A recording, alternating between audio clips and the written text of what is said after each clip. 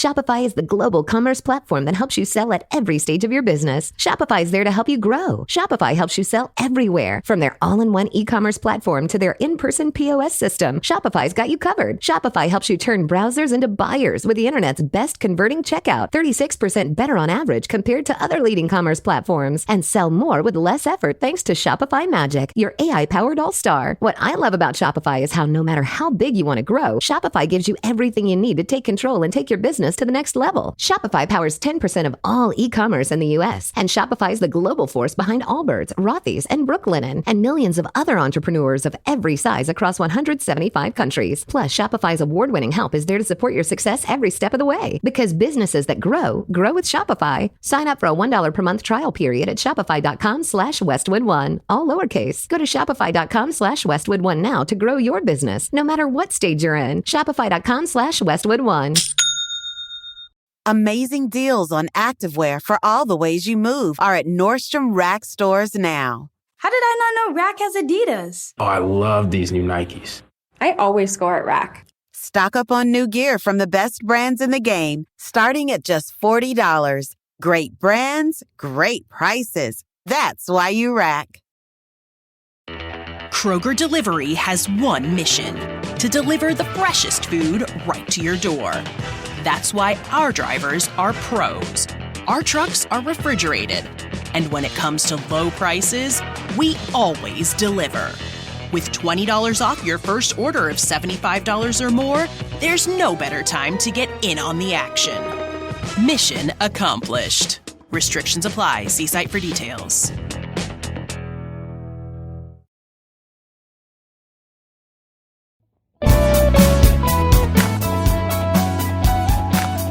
Hey there, listeners. Welcome to Shit That Goes Under Our Heads, the podcast where we normalize conversations around mental health.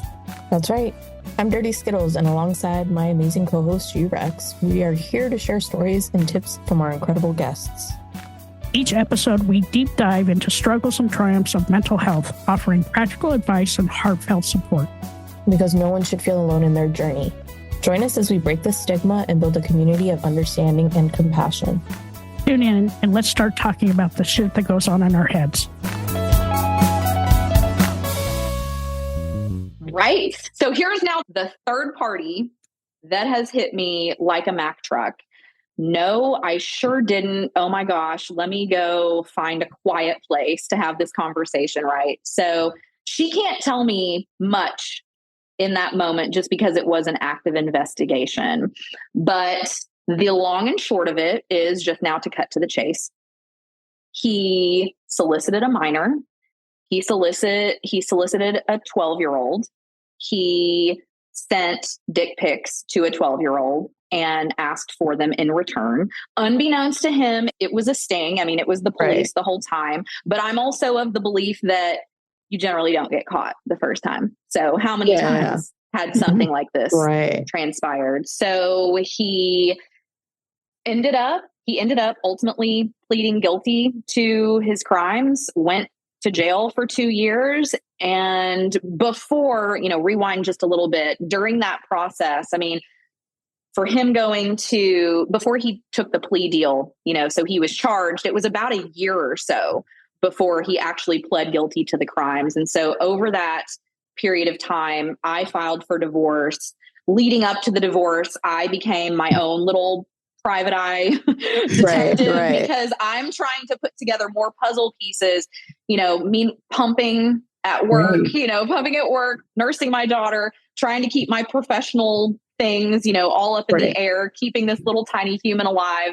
I was also looking through phone records and bank records and all of this stuff. He had frittered away money that just, and again, now I know where some of these things went, but over the course of our almost 9-year marriage, I ultimately pieced together that he carried on over 20 affairs. He, especially when I started that job in the music industry, I didn't have to travel a lot. It was maybe quarterly.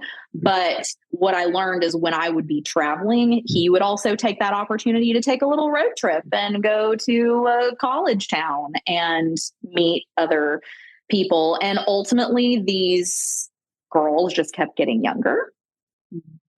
And yeah, he ultimately pled guilty to the charges, spent 2 years in jail.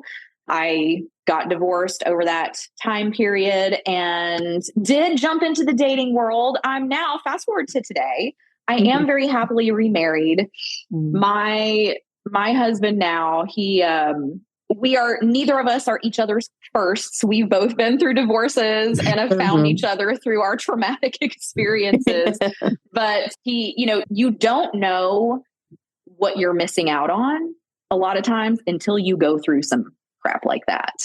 And I just had no idea the happiness that could be on the other side of things.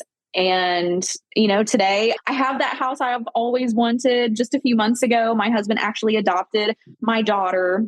Aww. So we're all just a happy little family unit now, but it took some time to get here and it was very difficult, but I'd do it all again. Can I ask, did you, now in retrospect, looking back on it, what would you say you learned about yourself through that process?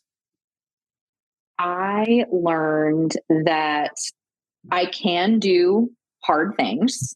I learned that people who say that everything's fine are often lying. We've all been through stuff. And I think I've become a huge fan of Brené Brown in that vulnerability breeds vulnerability. And we've all experienced shame. Shame is tough. And once again, shame, just in the darkness, it kind of just gets worse and it says really ugly things to you. And I've just learned the importance of speaking feelings. I've certainly seen the value of therapy, both for myself and with a partner. When my ex-husband and I would go to therapy, so we did end up doing therapy after that detective contacted me.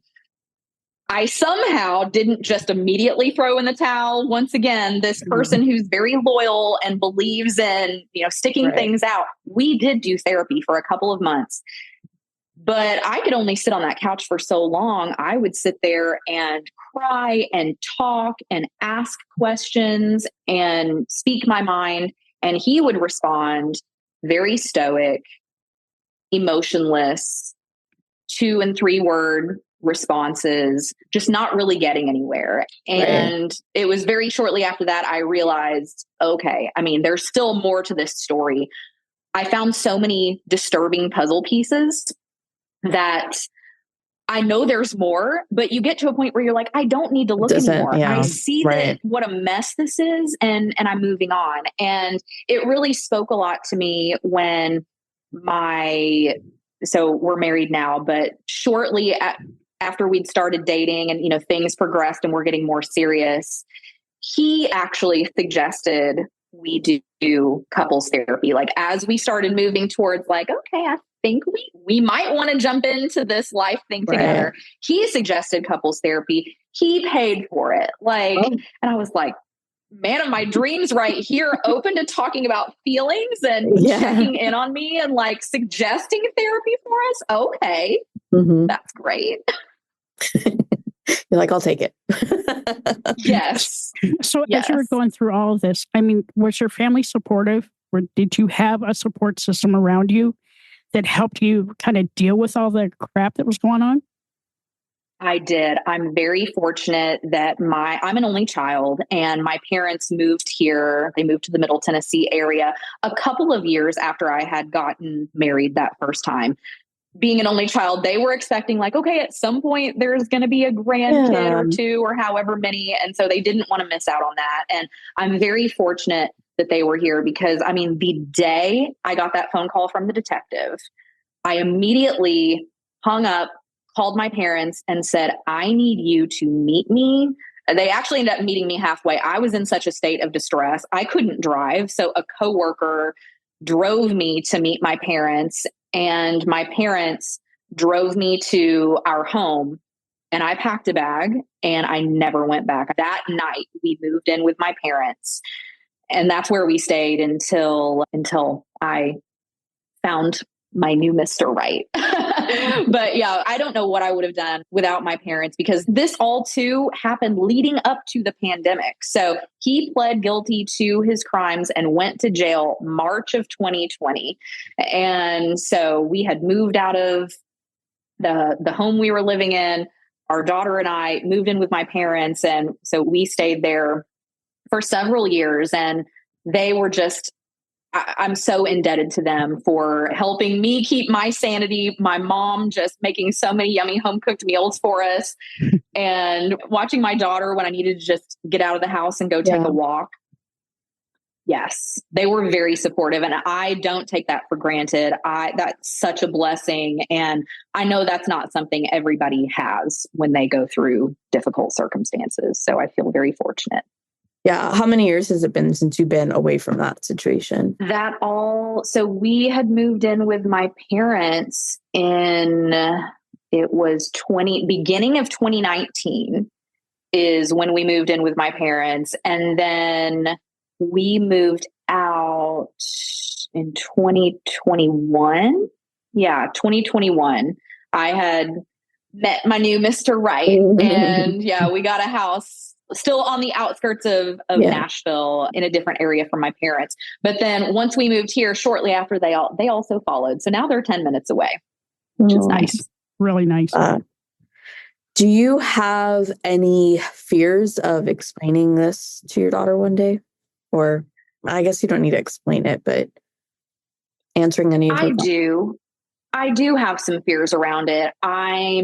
That's something that I really think about a lot, because I have such a close relationship with my parents. My parents have never been divorced. You know, they've been through their ups and downs. And at one point during my childhood, they were briefly separated, but they reconciled and got back together, have been together ever since. But I'm very tight with both of my parents. We have an honest relationship and we lean on each other a lot. And thankfully we have that now. Like, our family unit looks a lot like what I grew up with. Just the situation is that my daughter's father, her biological father, part of the agreement for allowing my now husband to adopt her, part of the agreement was that we would be expected to maintain some visitation. So I supervise visits, short visits, periodically, and she looks forward to those, and she knows some age appropriate information. She knows that he had to go away and get some help because he did something that he shouldn't have done. He violated some boundaries. But that is something, at some point she is going to be a developing 12-year-old. And I do have fears around those conversations. It's something that I am seeking therapy on. And that while I don't necessarily need it now, because again, she's a sweet-spirited, inquisitive little 6-year-old who doesn't know, she knows body parts, but she doesn't know the science, behind the body parts and all of that. But that's going to come. And so as we get closer to that time, I do intend to seek further therapeutic guidance to just make sure that we're having the right conversations with her.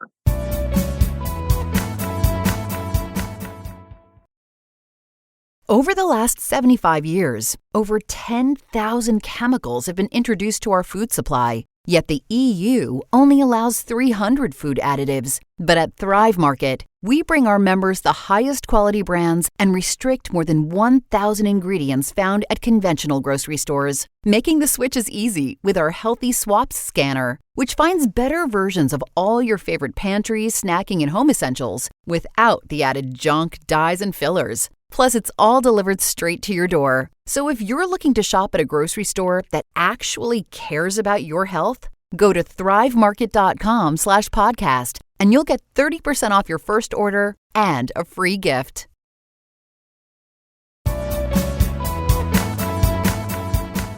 I like that. And do you have any suggestions for the listeners of maybe somebody that's going through something similar? like things, I don't know, things to look for or things that they can do to take care of themselves or any like Sure. lessons? Yes. Things they can look for. So in my story, as you may remember, I mean, there were multiple gut feelings I mentioned, and there's others. I mean, y'all, there's so many nuances and details to this story. It's like we don't have all day. Right. I could tell you so many other scenarios where it's like, that's not right. Something's not right. So I had all of these something's not right feelings in my gut. I had multiple third parties. I wasn't seeking any of these people out. They all found me. So if things like that are happening to you, or you are just having these gut inclinations that like, I don't know what it is, but I'm feeling like something needs to be explored further. Have those open conversations with your partner. I did mention that he let me look at his phone, once or twice, but that's not the same as having full, complete transparency. Mm-hmm. My husband and I now, we both know passwords to each other's phones. We both know, we know all the passwords to like various accounts, emails, whatever. We both at any time, hey, you want to look through my phone? Here it is. Look through everything. Or, hey, I changed that password. This is what it is now. Note it, so that you can look through further, whatever. We share each other's location, on the Find My, whatever. So wherever he is, wherever I am, we're very transparent about all of those things. And there just shouldn't be secrecy. There shouldn't be. I mean, okay, if you're trying to do something special, plan a surprise party or get them a gift, like that's one thing. But if it's brick wall secrets upon secrets, this where you're constantly being blocked off, shielding the phone, or like, why are you in there? Or, oh, that charge, it was just this, but you're noticing multiple charges to the bank account that like just aren't adding up. It's important to just call those things out and have conversations with them.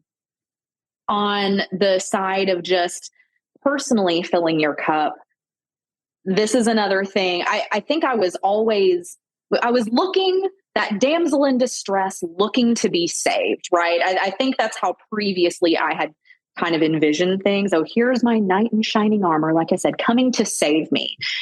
And how I've reframed that now in this going into this before I've started this new chapter that I'm in now, was I don't need saving. I'm writing my own story here. I mean, I am a believer. I am a Christian. I am saved in that respect.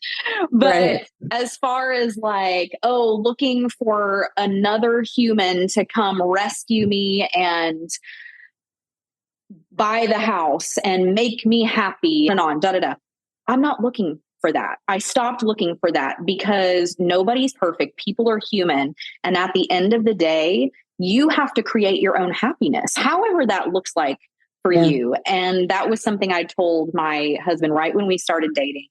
And it was something I feel like he really appreciated, and we both took this as a mantra together, was I know I'm not looking to you for happiness, but I want to be a part of your happiness. I'm going to focus on making myself happy. And at the end of the day, like, I want to be a part of making him happy. I want to do things that make him smile. And on the flip side, I would hope, and I feel that from him, like he wants that too, but I'm not looking to him to make me happy. Right. Happiness is an inside job. Yeah, that's huge. That's huge. It is. Yes. And so like today, what are a couple of things you do for self-love and self-care? For sure. I love being active. Now, I'm not about to go out and do an Ironman or do what are those races called where it's, oh my gosh, it's almost like an obstacle course, which I admire and appreciate people who do that. Right. But I've certainly gotten active over the last couple of years. During the pandemic, I think we were all like in our homes, right? Not getting out and being active in the community because we were encouraged, like, stay home, stay inside. But I realized, well, I can't just sit down all day or sit at my desk all day and do my work. I've got to get out. So just getting out and enjoying fresh air, whether it's walking a mile or two, we all have to start somewhere. So for me, my wellness, like self-care journey from a activity and like health wellness perspective really started with like, okay, I'm going to try to walk 5,000 steps a day. Because that was kind of a stretch for me. I'd gotten my fitness tracker at that point. Like, okay, let's see how many steps I can get in between meetings. And now that's something that's carried me on into, I just completed my first marathon a couple of weeks ago, which is huge. Thank you. Yeah. But I really enjoy the feeling that I get from jogging or running. I'm not trying to win an age group or anything like that. I'm always just trying to like cross the finish line. If I cross the finish line and earn my cute, fun medal, then, that's worth it to me. But that's one of my self-care practices, is just moving in a way that feels good to me, that helps get me a little sweaty, get my heart rate up. I love cooking. I enjoy making healthy and unhealthy meals, like comfort food. I enjoy it all. I'm all about the crock pot and a good casserole right now. So, and baking. I love baking cookies.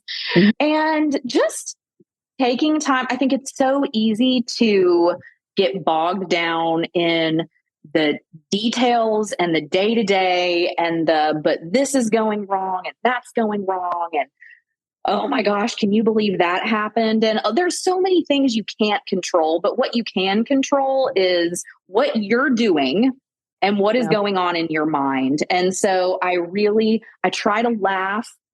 I know we've talked back and forth on Instagram a little bit about just laughter. And that was even something too during the pandemic. I watched a lot of stand-up comedy. And I think there's such beauty in laughing. Laughter really can be the best medicine. And also just getting in community with like-minded people, finding that tribe. So whether it's other podcasters or other moms, and I still have a lot of music industry connections because I'm a huge music fan, and history. I deeply appreciate history and architecture, old buildings, those types of things. So I try to get out and do fun touristy things like that, both here in the community. And I like taking little day trips here or there and just exploring parks and old homes and things like that. Very cool. That's awesome. I love that. Yeah, you should come to upstate New York if you're into history. So like our house is built in 1865 and it's it was part of the Underground Railroad. So okay, that is so cool. Please sidebar with me and send me, I want photos, I want info on the house. No, for real. I have this on my notes list on my iPhone. I have this running list of like all these places I want to go and visit. And I want to come up to upstate New York. Is it Hart Island? Bolt Castle? Does any of that ring a bell? Yeah. Up the near, Thousand Islands? Yeah, Thousand Islands, Alexandria Bay.